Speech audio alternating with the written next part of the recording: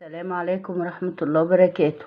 اللهم صل وسلم وبارك على سيدنا محمد وعلى آله وصحبه وسلم. إن شاء الله هعمل معاكم النهاردة قرنبيط. جبت قرنبيطة وقطعتها وردات وغسلتها وصفيتها بالمصفى، وإن شاء الله بقى هسلقها.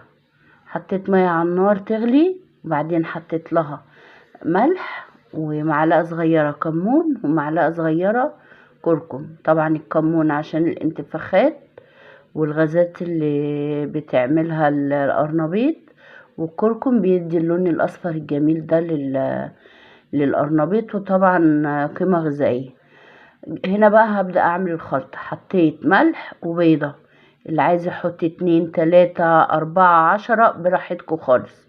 وحطيت معلقة كمون ومعلقة كركم ومعلقة بيكنج باودر ومعلقة توم مفروم، كل ده معالق صغيرة.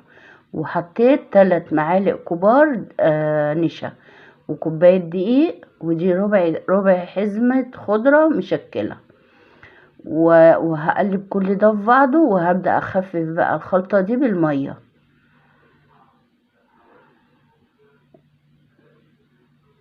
اهو، لغاية لما يديني القوام المظبوط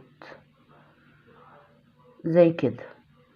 واحط بقى في القرنبيط، يعني ادهنه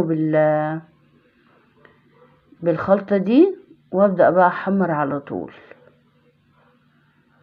اهو. احط بقى الزيت على النار، لما يسخن نحط بقى القرنبيط يتحمر. طبعا الخلطة اللي انا عاملاها دي بتطلع القرنبيط مقرمش وطعمه في منتهى الجمال. والله كان طعمه جميل جدا ومقرمش وفي منتهى الجمال. جربوها وان شاء الله هتعجبكم. بس بعد بقى ما احمرها اقدمها بقى معاها خضرة، معاها سلطة، معاها بطاطس محمرة، اي حاجة اللي يعجبكم.